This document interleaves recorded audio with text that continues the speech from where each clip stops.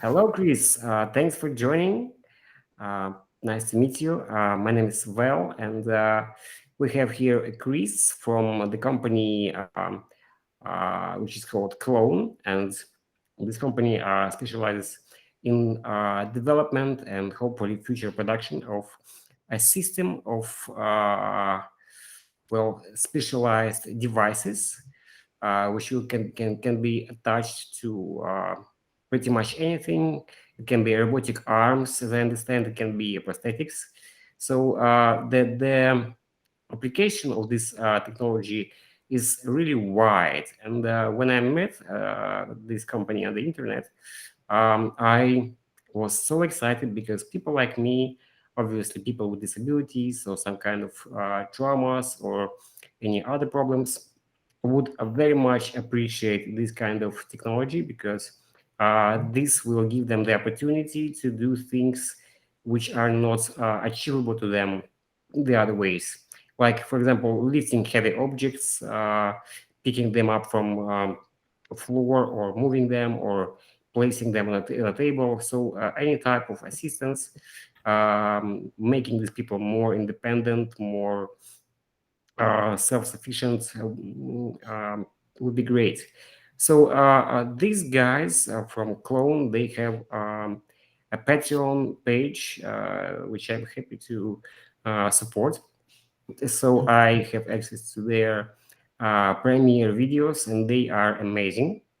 And so yeah, Chris, can you please tell me how did this idea of creation or working on this technology came to you?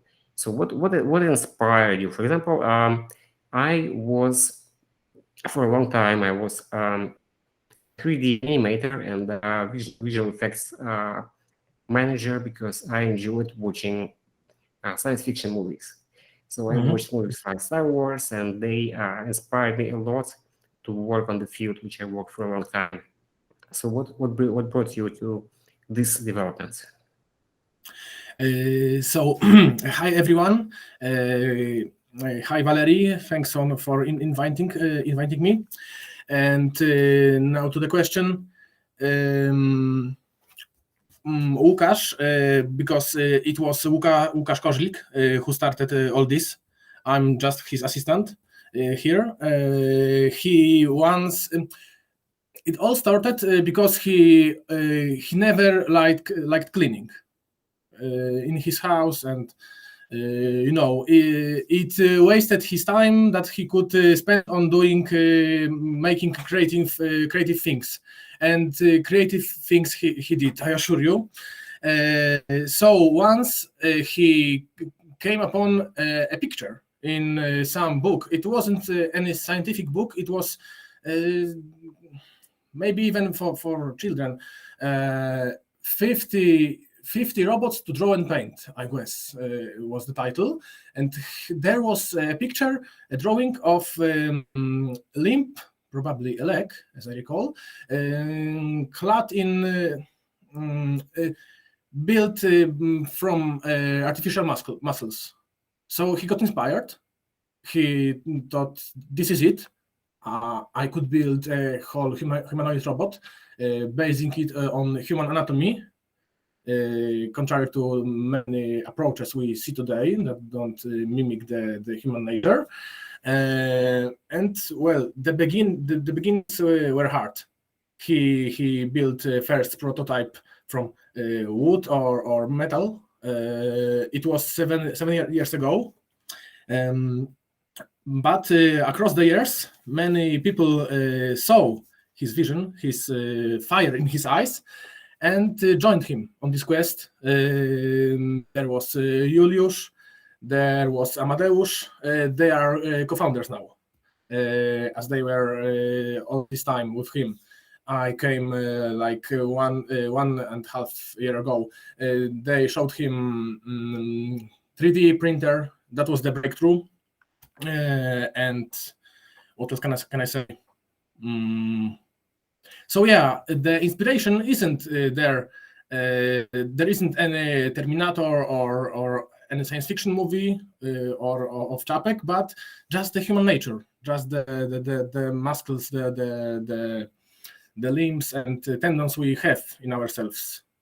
And I think that's beautiful, because we see in history many great inventions came by mimicking the nature. Yeah, I totally agree with you, Chris. I would appreciate this kind of robotic helper in my apartment as well. So yeah, it would be great. So tell me, please, this kind of yeah.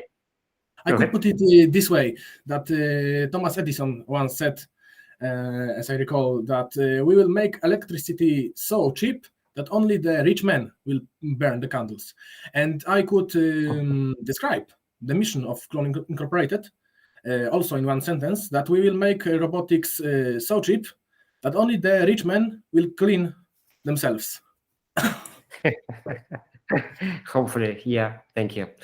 So, as I know, this is not the only technology to make the robotic arms move. So there are some kind of mechanic electronic limbs already there in the market.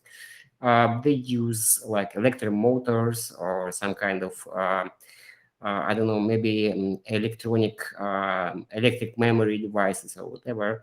So I'm confident that you already studied the market and you tried to find your place on this market, and you know all the pros and cons of such technologies. So maybe you can tell me some details, because no patented details, of course, but high level details of where this can be applicable the most efficient way. For example, does it require less power, or is it cheaper than other technologies, or can it lift more weight, for example? So whatever pros and cons it has. Yeah, I see. Well, I will start with affordability, because many people today, when they found a startup, they start from seeking the investors, the angel investment, the venture capitals, and they get the investment or they don't, and they spend much.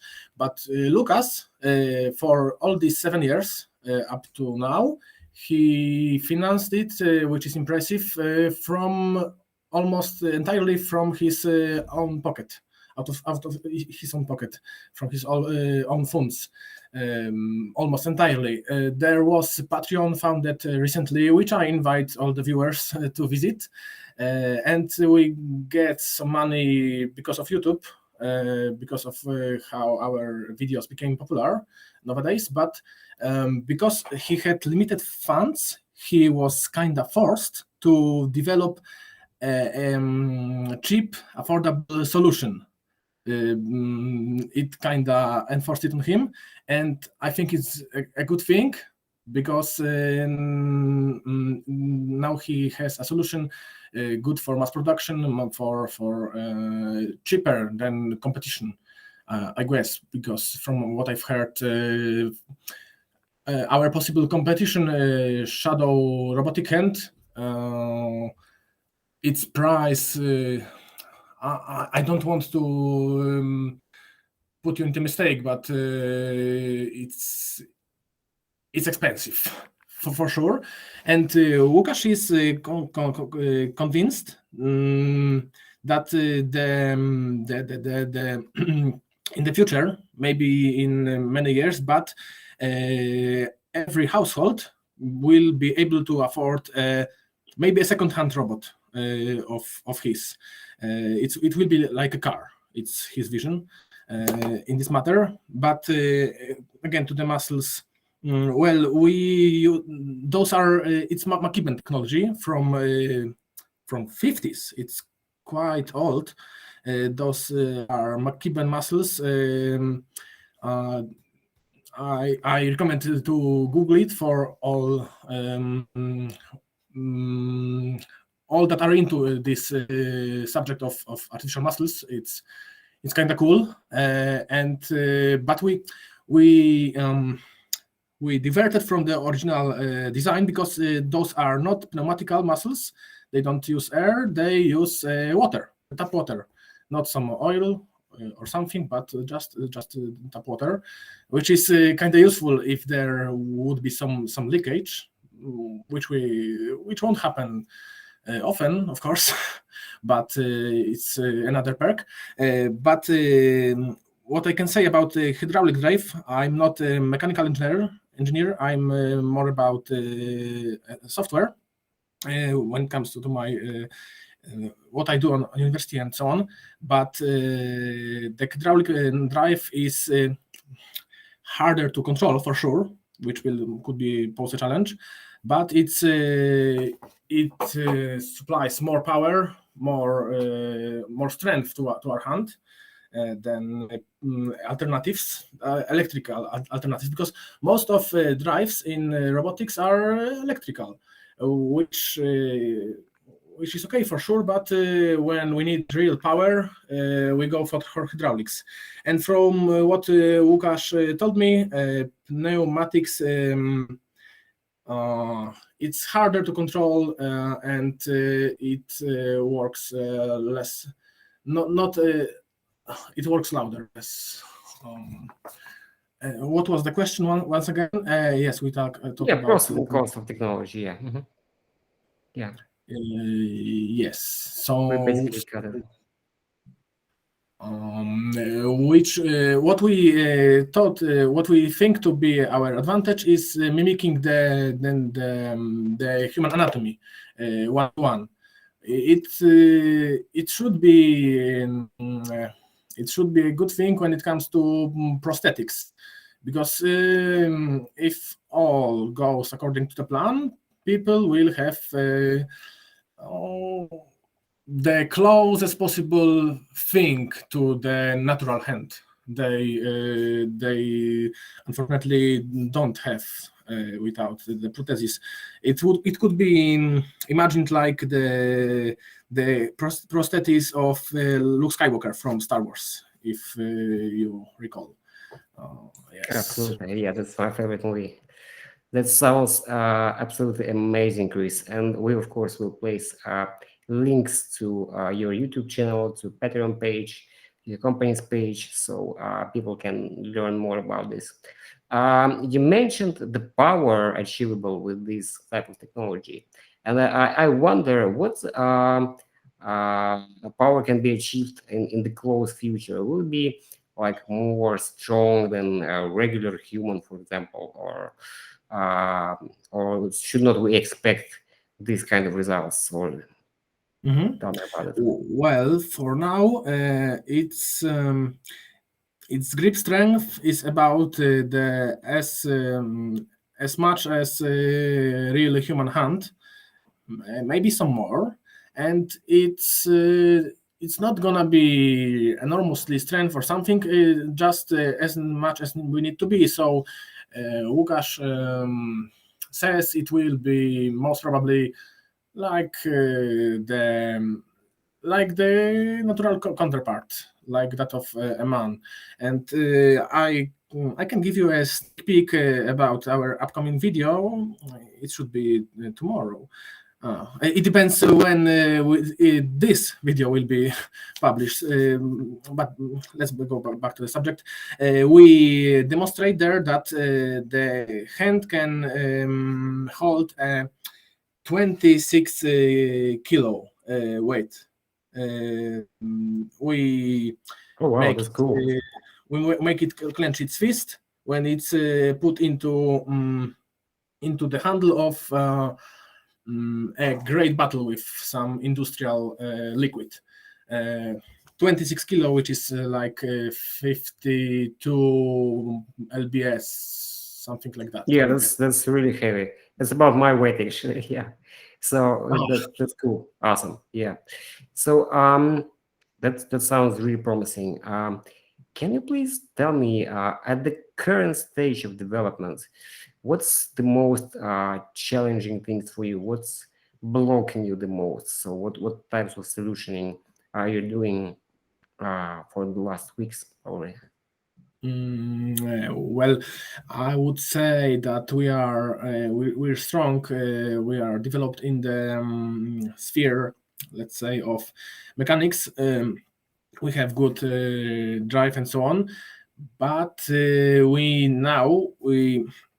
work on the feedback control of the hand, because there will be position sensors in every joint, but now it is we let's say work day and night to develop the control system that reads all the sensor data and aggregates it, and we can have the feedback of the hand, because now it looks cool, it generates lots of subscriptions and views, but it's not really robotics, since we can't really control that.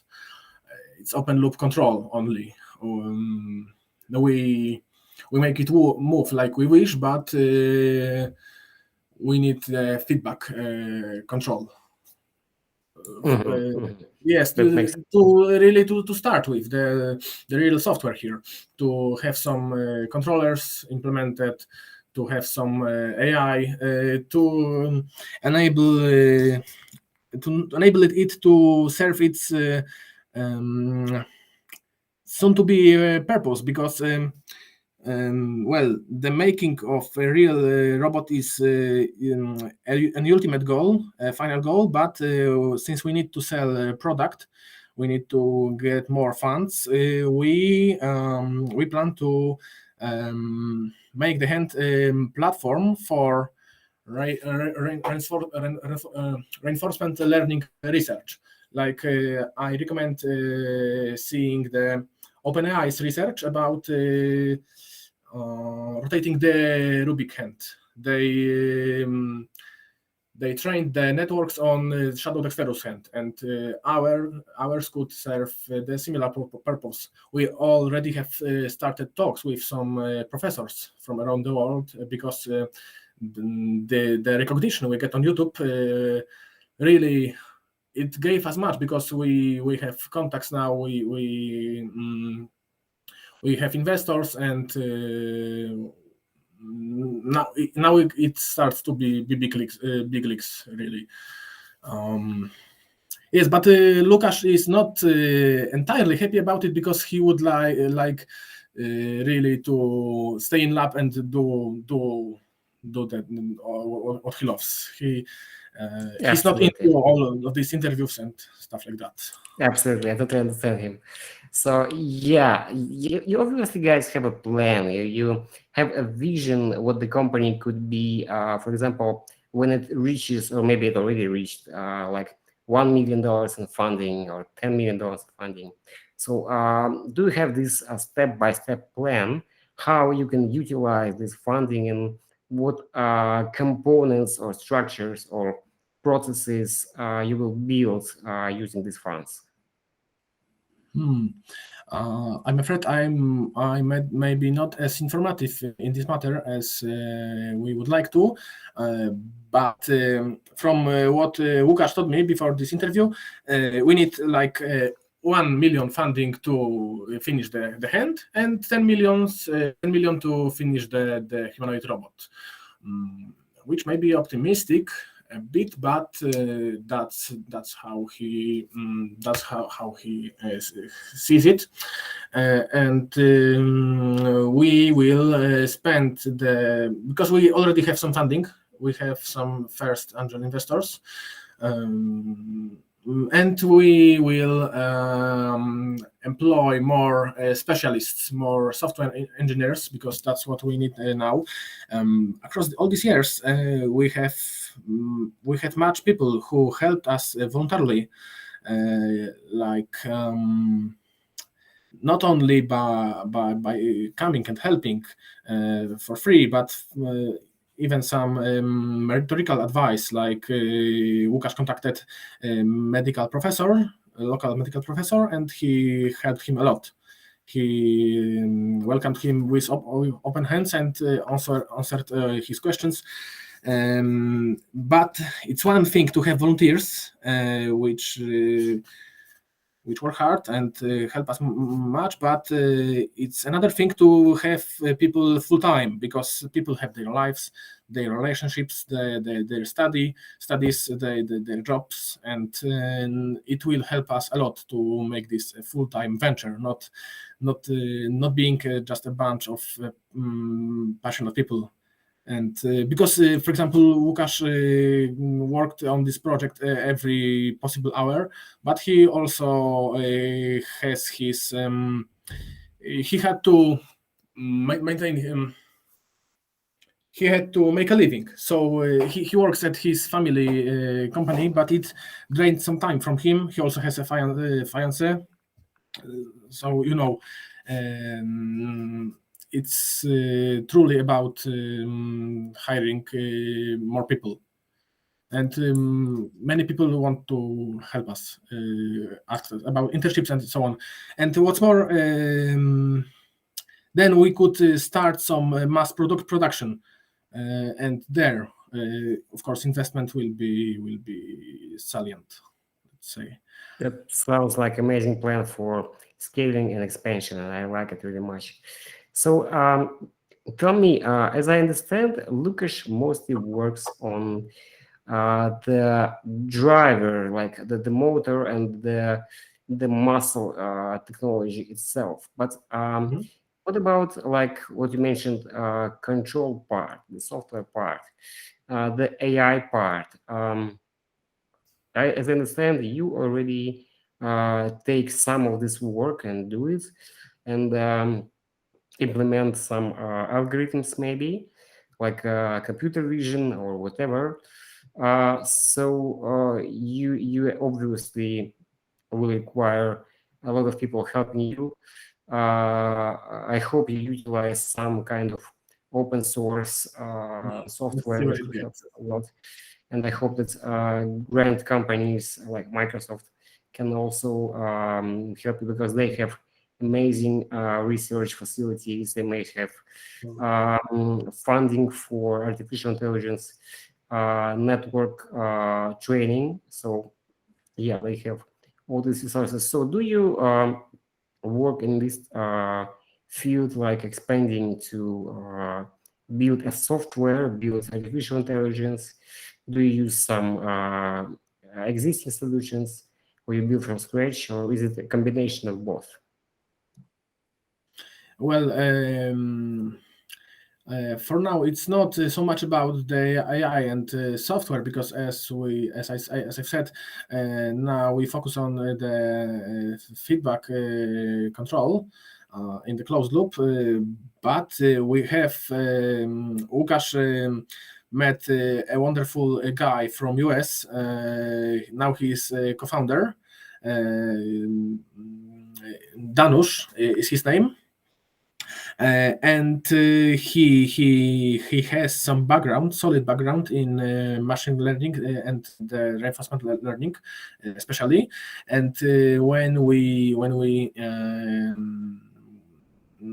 finish the basics, yes, because those are still basics, the control system, he will go and fill the gaps in our AI team, the software team, let's say, and then we will focus more on it. And about the open source, the sharing the SDK, as we could call it. Well, when those companies, if they hopefully use our hand as in their research, universities, OpenAI, and so on, they will also this way help us because of developing these algorithms on the hand. So we will have some software this way, I hope. Absolutely, that sounds amazing. So meanwhile, how can people like me, for example, from all over the world, help you to make this come true? besides the money? I know that funding is really important, but maybe is there a way to do like 3D modeling for your printed models? Or is there a way to participate in, for example, software development or whatever? Like, tell me how people can do their impact on these developments. Well, when it comes to stuff like that, for now it was problematic. Before, because no one heard about us, apart from some students in Wrocław, in our hometown in Poland. But these days it was problematic because we had now we have the company founded, but we weren't formalized yet. We haven't been formalized yet, and so the intellectual property would have been a problem. So we were cautious about hiring new people, and of course the problem is with people that reach to us from US and so on. It would be best to have all the team working here, but maybe if we expand enough, Danush is in New York, so you know. But sometimes there are surprises. For example, one guy wrote to us because these days surprisingly many people email us about possible internship or getting a job. Helping us. One guy, despite the fact that he was from California, he expressed the possibility to move there, which surprised Łukasz, and really he valued it because he values devotion in his team above all. But I totally understand. Yeah. yes, but when it comes to the specific areas which people can help in, well, it's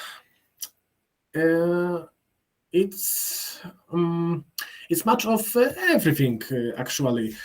Some modeling in making 3D models will be always important and welcome, since today these days we are starting to develop new design for when it comes to mechanical stuff. New walls will be made, and some new bones on the 3D printer, and there's much to print, so the 3D modeling is always welcome. And software too, of course. There will of course be needed people that do AI, the computer vision. Now it's not the issue, but in the future. And well, what else can I say?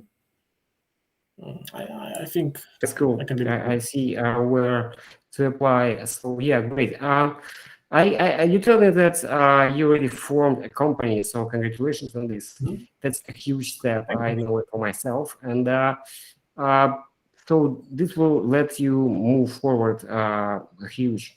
So do you plan to, for example, go public, like for selling shares or whatever, like Apple did in its time or whatever? Yes, not in the close future, but in the long run, most probably yes.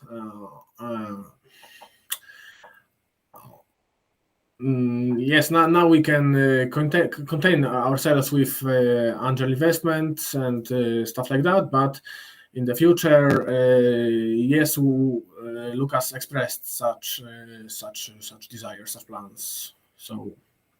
Of course. So, Chris, I really appreciate your time. Maybe I forgot to ask something. Maybe you do have something to add to all this information you have shared. So please use this time and tell whatever you think is important to know. Yes, of course. I remember you. There was a question on the list you sent us about the question which movies, books Łukasz likes. I remember. We didn't have it here, but I prepared for this so I can share the info. He says he prefers biographies, biographical movies, books, documentaries, especially about science, and action movies. He mentioned Marvel, Matrix, I guess Tony Stark from Marvel, and stuff like that.